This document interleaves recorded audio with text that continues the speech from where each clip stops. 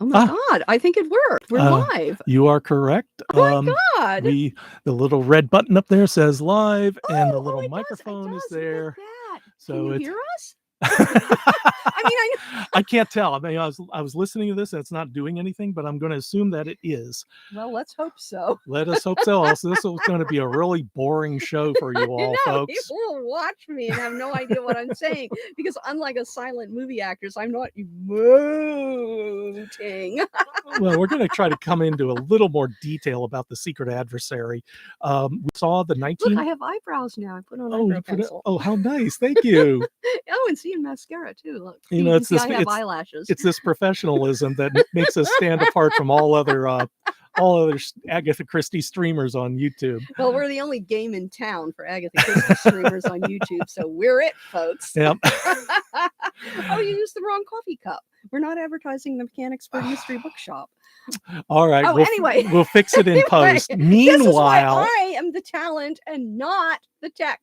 Yeah. So the director needs to remind the talent. But that's in the after action report, not live. Have you ever seen My Favorite Year? You know, you're not supposed to be doing this sort of thing. You're not supposed to be breaking up. Anyway, welcome folks to our second episode of Agatha Christie They Watched. I'm Bill Peschel. And I'm Teresa Peschel, and we seem to be on time for a change. You know, this is a harbinger of things to come. Maybe. Past actions do not necessarily lead to future results. But anyway, we are here because we're going to discuss the 1983 episode, the BBC movie, The Secret Adversary, starring Francesca Annis and James Warwick. Warwick. I always want to say James Warwick because, of course, we always say Tommy and Tuppence. Mm-hmm. And even though Francesca is the bigger star, and that's why she got top billing, but it doesn't feel right to say Francesca Annis and James Warwick as Tommy and Tuppence, because then you have to say Francesca Annis and James Warwick as Tuppence and Tommy. So I always reverse them. So just for those of you who know that Francesca Annis was the bigger star at the time and is the bigger star now, she still gets second billing. I hope they hear this. I hope we hear from James and or Francesca. Because that's the way that's the order, Tommy and Tuppence. That's how we all learned it. And so that's why I say it in that order. Okay. It's a 2-hour TV movie, like I said, from 1983. And this is an important time in Agatha Christie, another stage in Agatha Christie's legacy, because this is the second TV adaptation. BBC and movie producers have been chasing the family, trying to get permission, and it's always been very sketchy because they were very badly burned on a number of occasions. And it had reached the point where, if I understand my history correctly, Rosalind was not going to do any of this. And it took the 1974 Murder on the Orient Express did really, really well, and the producers really paid attention to what they were doing. And so, was it London ITV or was it the BBC? No, London ITV. London Weekend Television. Yeah, London Weekend Television approached the estate and said, we really want to do an Agatha Christie film, and we will do it right. And they did. Why did they ask Evans with Francesca Annis and James Warwick? Yep, same stars, Francesca Annis and James Warwick, and it was like 1980. 1980, and their chemistry was so good on screen. And the reason why they chose that film is because that particular property was Miss Marple wasn't in it, and Hercule Poirot wasn't in it, so it was a lesser novel per se, even though it really isn't. It's really an excellent novel. Yeah.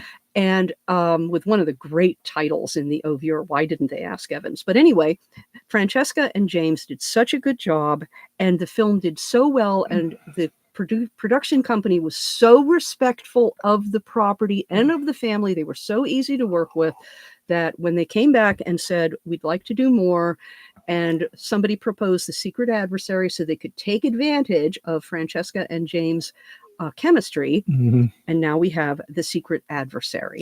And I want to add to this because Mark Aldridge did a wonderful book, Agatha Christie on Screen. Oh, right. And he talked about what they did was they developed a personal relationship, With the producer family. with the family. They met with the family, they talked to them, they listened to them. Listen to their concerns. Yeah, so this wasn't done through agents. This wasn't done through very intermediaries. It was a very personal connection that they forged, and that allowed the family, particularly Rosalind, because she was in charge of the estate, that's Agatha Christie's daughter, to grant them permission.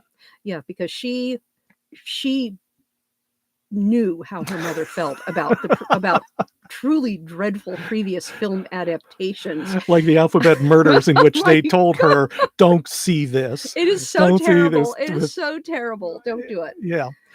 And So this was very important, not only to the family, but to Agatha Christie's legacy, because if they screwed it up, we weren't going to see Poirot in 1989, and we weren't going to see Miss Marple and all the permutations. This was an acid test. So it was, and they did a really the first time I watched this film, I thought it was kind of lethargic and lacked sparkle. And I said that in my review in Agatha Christie She Watched. But, watching the second time around, I enjoyed it more. I was able to relax and fall into the story. And I think this is one of those films that improves with a second or third viewing. You can start really appreciating what you see. mm-hmm. And I think a lot of movies are like that. You watch them the first time and you think, it wasn't that great. And then you watch it again and you think, oh, this is better. And then there are the other movies like Sir Kenny's. I was just about to say that. Yes, Death on the Nile. Murder on the Orient Express. Well, that was the first one, yeah. Murder on the Orient Express. And the more we saw it, the less we liked. It just didn't work. Right. But anyway, this, watching it the second time around, I was much more favorably impressed than I was when we watched it the first time. And I enjoyed the banter more. I enjoyed Tommy just didn't seem to me the second time to be quite so lethargic. So, doing what he must when he really wanted to be in his garden, deadheading his roses. It just felt better. Well, when he was captured by the bad guys and they were threatening to shoot him, and you could see, again, James Warwick is just a really marvelous actor for micro emotions. Him trying to think his way out of what this. Am I going to say? What am I going to say alive? to keep from getting a bullet in the head? And there's those moments that come up. He follows. It's funny. They already were starting to act like a couple. Yes. Early on, what was it? Early on, he would propose that when they were proposing to write an ad for the newspaper, and he said something about veteran who has been wounded, veteran who's been twice wounded, and meanwhile Tuppence is writing away. He's still in the half of the first sentence, and Tuppence says, here's what we're going to do. He already wrote it out, ready to go in, and he's just like, okay. Yes, they're just like us, just like Jessica Rabbit and Roger Rabbit. The Thank you. Notice the low cut dress, and oh wait, this is a no. dress. But it was I was really surprised. I really liked it more the second time around, and I did not expect that to happen. Yeah. And I think this is one of those films that if you've been sitting on the fence. Wait, let me think. Okay, sitting on the fence. If you're on the fence about watching this, especially if you read my somewhat negative review the first time around, if you've been sitting on the fence, go ahead and watch it anyway, and then watch it a second time, because that is what we did.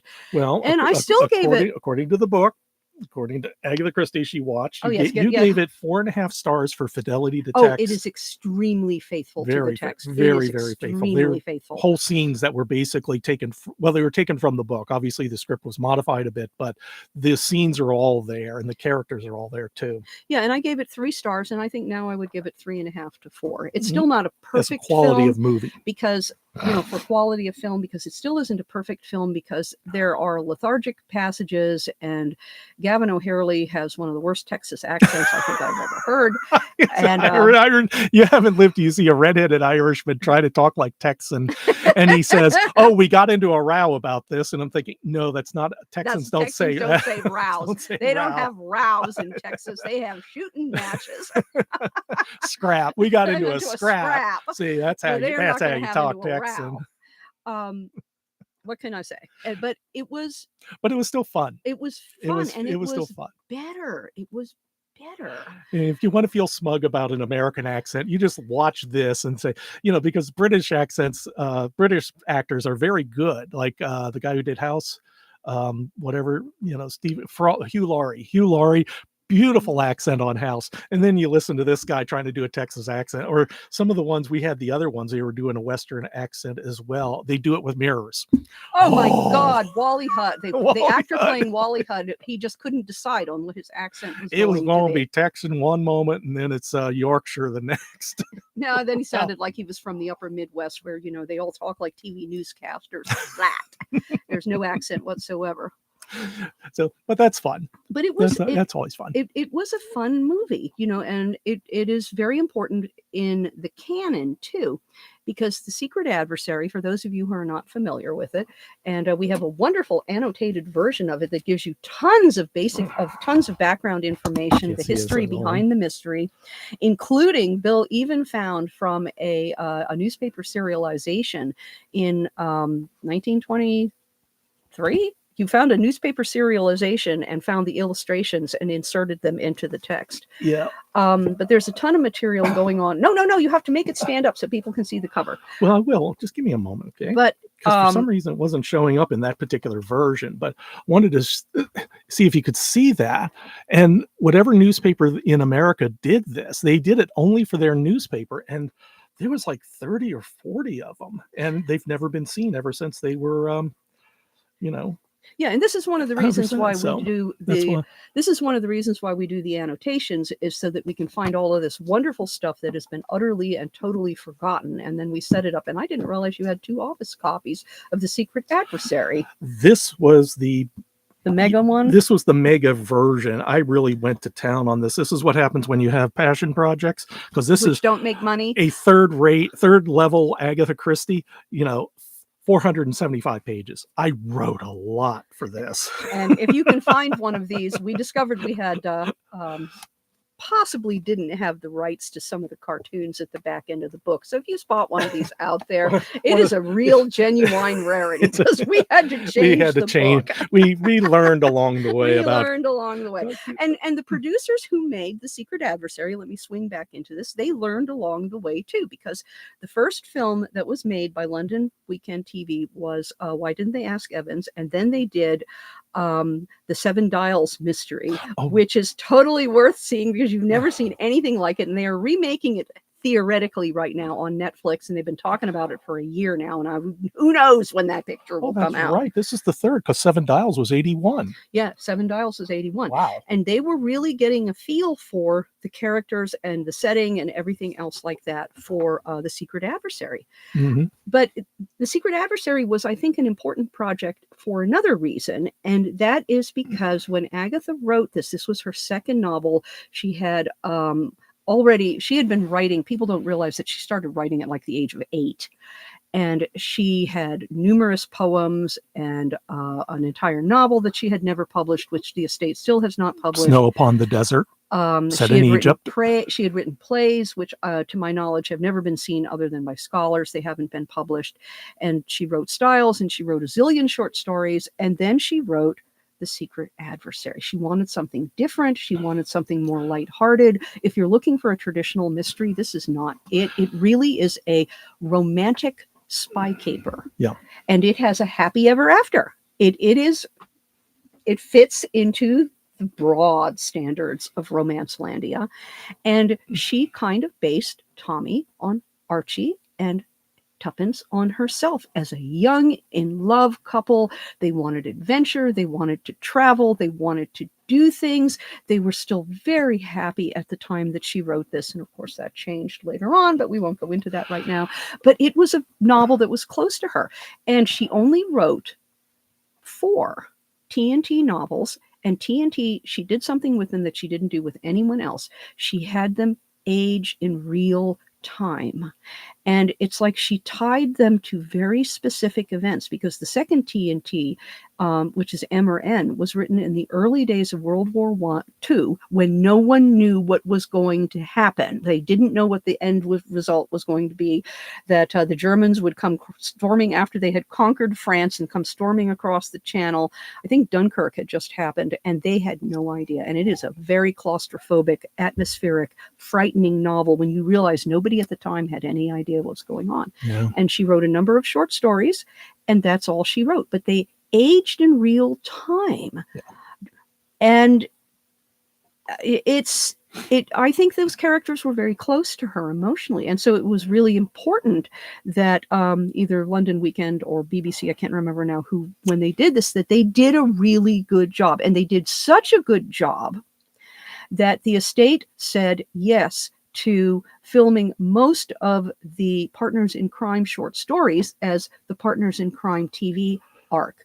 And many of those, the quality varies a little bit, but many of them are really fun. They are fun, sparkly short stories. And you watch this, the first TNT, with James and Francesca, and then you move on to all the other TNT short stories. Yeah, it's called Partners in Crime. And as a matter of fact, this was called Partners in Crime, The Secret Adversary. I guess the titles tend to get changed. And stories you're talking about appeared in the Agatha Christie Hour. No. No? No. Agatha Christie. No. The Agatha Christie Hour was a completely different set of short stories that they did. I know, but they're not they TNT. did 12. No, they are not. And I'm not saying that they were, but they did do them. Hang on a second. Let me get and those were 1982. See, you have them in your own book. Yeah, 1982. So they did those before The Secret Adversary. Yes, you were correct. The point, though, is that they're putting out all this content that is not as threatening because they're not Poirot and they're not Miss Marple. Yeah, they're the not as well-known properties, and it gave everybody a chance to see what they were doing, and for the estate to say, yes, if we maintain proper control over the production company, proper oversight, and we now have a lot more experience in writing contracts that we read carefully before we sign, we're able to keep the production company from turning Poirot into an idiot like they did with Tony Randall in the Alphabet Murders. Or a sex fiend like the Zero Mostel proposed version as well. I was shocked when I read that in Mark Aldridge's book. Can't believe that concept. And thank you, Mark Aldridge, for telling us all about this. And no wonder the estate went nuts. Yeah, but the point I wanted to make about the Agatha Christie Hour was that it gave people the chance to see that Agatha wrote not just mysteries, not just murder mysteries, but just stories. The Manhood of Edward Robinson, which is just this guy coming of age. You had the Red Signal, which was kind of supernatural as well. And this is one reason why I think she's very popular, is that there are going to be people who like the Poirots. There are going to be people who like the Tommy and Tuppences. They love And Then There Were None, and a cozy writer writing a nihilistic novel in which everybody dies. You just don't see that in a lot of authors today. They've all taken that. We got to write cozies. That's all we got to write. We got to write and this. Then they write under a different name. And she wrote all of this stuff, including her plays, under one name. Yeah. But anyway, getting back to The Secret Adversary, oh my God, I see a little number 2. Does that mean 2 people are actually watching us? Maybe, and maybe we count for 1. I don't know. You just ignore the audience. We're just talking to each other, dear. Okay. I'm easily distracted. That's true. But yeah, what about The Secret Adversary? The opening was a little bit odd. I didn't quite understand why they did that, except that it was probably a lot cheaper to start filming with, you have the opening with the Lusitania, which I think was a really good opening, because that sets you up for Jane Finn. And if you were watching carefully, you will see Rita Vandermeyer. Yeah, they combined movie footage. It was something, it was in, I don't know, maybe it was one of the Titanic movies. They combined footage from the Titanic movies to shot live action with their actors in them. And they did a really good job cutting back and forth. Yeah, they did a good job cutting back and forth. And then suddenly the crashing water turns into this trickling waterfall, and you're in this lovely English park. And I would say that it is late June, early July, based on the hydrangeas in full bloom, absolutely spectacular hydrangeas. And Tuppence is wandering through the park, looking absolutely exquisite for someone who is down to her last copper. And then she sees Tommy, and they go Dutch on lunch and start talking. And he tells her about hearing about Jane Finn. Yeah. And I think this might be important because Mr. Whittington is sitting at the next table, and he is, if you One of the again, bad when guys. you watch this the second time, you really see things that you don't see the first time. And he is eavesdropping, and you wonder if he is eavesdropping because he caught the name Jane Finn, or if it's because Tuppence happens to be a very pretty girl, and he was just, paying attention to that pretty girl over there who was chatting up a storm. But he also hears, more importantly, the young adventurers. Oh, we'll do anything. And he invites her to come to his office. And again, this is a scene later on in the park where Tuppence is sitting on the bench by herself, and this strange man approaches her. And this is the society they're living in, where she's immediately on her guard. Because strange men should not approach well-bred young ladies in the park who are not obviously prostitutes. Yeah. But she agrees to go to his office and hear his proposition. And it sounds to me, and I can't remember the exact particulars in the novel, but it sounds to me like he needs to have her impersonate Jane Finn in France for some reason or other. But they don't really go into detail, but I think that's what it is. Yeah. He pays her a lot of money. Well, he pays her £50 because she intimates she knows more than she does. He asks, so what he's is your bribing name? her. And she says she doesn't want to tell this strange man her name. And she says, Jane Finn. It's the first name that pops into her head. And he's like, you are playing a deep game with me, girlie. And then he gives her the name Rita. And that leads, when she leaves Whittington's office with money, and she reconnects with Tommy, and she tells him about the interview, and they go back, and it's empty. The building is empty. Mm-hmm. And you also hear the important name. A servant comes in, a clerk comes in, and Whittington says, yes, what is it, Brown? Mm-hmm. And that's important too. And you never see this person's face, and they handle that very, very well. But then I'm losing my train of thought now. Well, Mr. Brown is the big villain. He's the big head. There's like all these conspiracy thrillers, there is the head man who and in this case, nobody knows who he is. He always works through intermediaries. He always represents himself as a secondary character, as a background character, and he's very a secretary. He's not the Blofeld with the white cat inside the villain's lair at all. This is kind of common for conspiracy novels of the time. Yeah, Agatha did not. The thing that you have to really remember about Agatha Christie is she did not write in a vacuum where the only thing she thought about was her own thoughts. She read everything. She listened to the radio. She went to plays.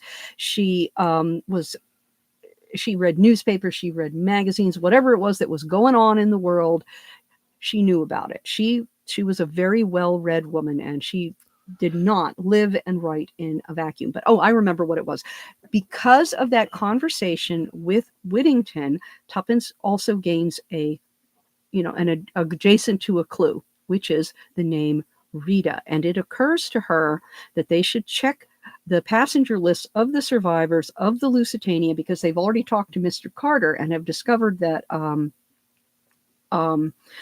Jane Finn was on board the Lusitania, and they now have the name Rita, and so it's not clear on the screen until you see it the second time, but they are apparently going down the passenger list of survivors from the Lusitania to interview every single person and find out what their first name was. And that's how they're looking for all the Ritas. Yeah, they're looking for the Ritas, and they find out that Marguerite is short for Rita. A housemaid tells them. And remember, servants know far more than you think they do. Yeah. And then, we're off to the races, and they've met by now. Julius P. Hirshheimer, not one of Agatha's better Americans, and but incredibly wealthy and good looking and dynamic, and he has and they start learning how big the conspiracy is, because Julius tells them that he went and complained to Scotland Yard, and he actually had some inspector come up and asked for the only photograph existing of Jane Finn, his cousin. And it turns out that Inspector Brown was not his was not from Scotland Yard. And now that I think about it, if Julius P. Hersheimer met Mr. Brown, Inspector Brown, how is it that he didn't recognize the real Mr. Brown when he saw one? And I am trying to avoid saying that name. I am trying to avoid saying who that is. Well, but there's also a second clue that nobody remarks on. And I was thinking about this as we were watching this, because this is why it's so hard to write.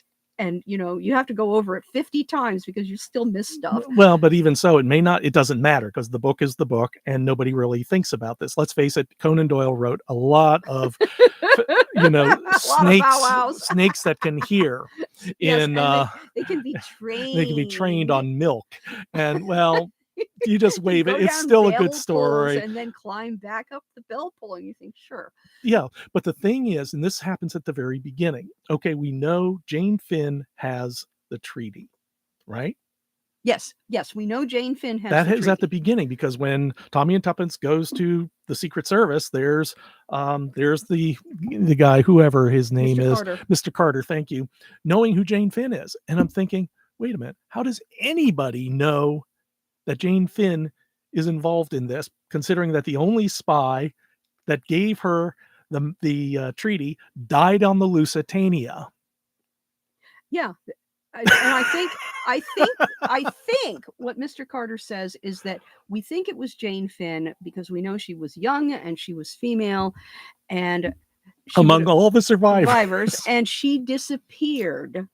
She's the survivor who disappeared. Mm-hmm. And so maybe but again, it's a great leap of logic. But if you think about it, once you get to the end and you know who Mr. Brown is, you can go, oh, I think there's a channel there in which somebody would be able to say this. But of course, nobody says, it's just kind of hand waved. It's all, but this is what this is the way Agatha wrote, because after doing The Mysterious Affair at Styles, and she had to build the plot and build the detective and build the case, put in the clues, make it all, she just wanted to write a story straight through. And that's why The Secret Adversary appeared. Yeah, and her early books, because we're going to be talking about The Man in the Brown Suit, which is actually a romantic thriller. Mm-hmm. For those of you who do not read romance, it is a romance straight up, and it belongs into the romance thriller sub-variety and subgenre. And The Secret of Chimneys is also a romantic thriller.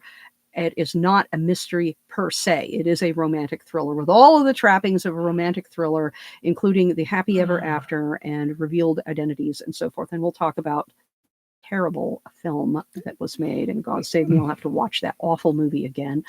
But she didn't just write mysteries and the occasional spy thriller, and her other spy thrillers, in the end, they are spy thrillers, but they're also romantic thrillers because they always end in a happy ever after. Yeah. And also what surprised me as I was researching Agatha's life is that while the Murder of Roger Ackroyd really put her on the map and made her vault into the top rank, she was already being well regarded, like literally from the first. Mysterious Affair at Styles got very good reviews. Her short stories did really well. There was demand for her short stories. There was a demand for her writing. But I wanted to finish the point though. It was the same with The Secret Adversary and Chimneys, and people look at them now and they're ranked pretty low with all the others. But when you're writing, and then there were none, and Roger Ackroyd and Endless Night, being at the bottom of that list doesn't necessarily is still higher or on a par with a lot of other mainstream type of writers. It certainly, this is as good as anything Edgar Wallace put out. Yeah, and that brings me to the next point about the Tommy and Tuppence, which is, as I said, after she wrote The Secret Adversary, and she wrote more Poirot short stories, and she wrote, various short stories of various kinds, but she wrote the cycle of Tommy and Tuppence short stories, and she was working on her writing skills. She was, and what she was doing in that cycle of short stories involving T&T is she was parodying other famous authors of the time, famous mystery writers, famous thriller writers.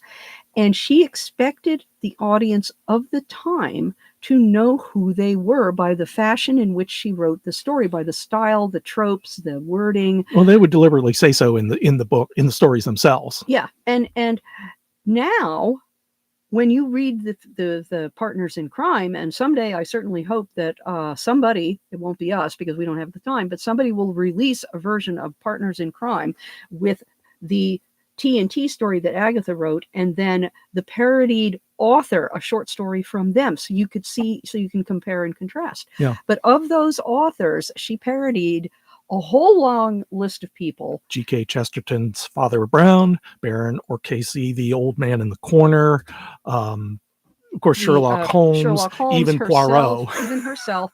But other than the names we just mentioned, the only other one you might know is Freeman Wills Croft. Yeah, or Edgar Wallace. E. Phillips Oppenheimer. You aren't going to know who they are. All of those people are utterly forgotten today, and she remains. Yeah. And there's very good reasons why, and we will continue on this. I thought about this a lot, and there's a lot of reasons. Just like for anything, it's not just one reason why something is popular. There's at least 4 or 5 in which various people will glom onto that particular aspect. So for Agatha Christie, there will be some who are Poirot fans. There are some who are Marple fans. There are some who like And Then There Were None. There are some who they end up being super fans, which I wouldn't put us entirely, because there are collectors there. They are the super fans. There are some real major league super fans out there. We're peripheral to the super We're fan peripheral world. to them. We bow to them for their knowledge. But on the other hand, I can put together various reasons, and it's the same way why she's so popular overseas. The types of stories she tells, when you realize that there's like 5 or 6 versions of The Unexpected Guest, which was a play she wrote. More than that. But in India, they love that story. They love that particular story. And that's what makes her so fascinating, is the various ways she appeals to a lot of people. So I can see that we've been talking for about half an hour. Yeah, so we could wrap this up. Should we wrap this up? Yeah, we could go ahead and wrap it up. We can tell them what we're going to do next time. Yes.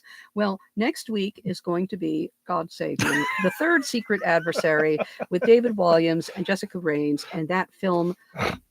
We'll have a lot to say about that.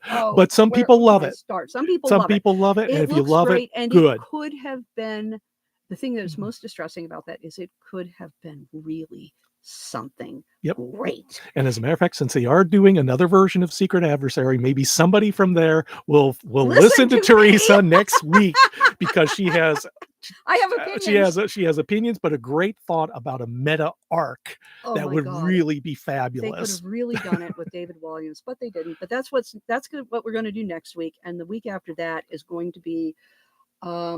I'm looking at the calendar. You didn't write anything on your desk, on your wall calendar. You didn't write the. No. I don't know. I will, but don't worry about that. On the calendar, because we're going to be taking a week off, because I'm going to be at the Harrington Book Festival in Delaware. Mm-hmm. But when we're done with the next Secret Adversary, the film that comes after that is The Man in the Brown Suit, and there are 2 versions of that, and then. We'll do both versions, and then we'll do Chimneys, and then we'll get to the first Poirot. But we wanted to, we're learning how to do this. This is the shakedown cruise. We wanted to use the lesser novels before we get to Poirot. Yep. So I would say, if you've been on the shelf, sitting on the fence about watching The Secret Adversary with Warwick and Annis, watch it. And it's available on Amazon Prime with subtitles, although they're bad subtitles. They're not very good subtitles. You can tell it was done by AI and not some actual person who speaks English and knows the story and is listening carefully and writes the subtitles. You can tell. Right. But they're decent subtitles.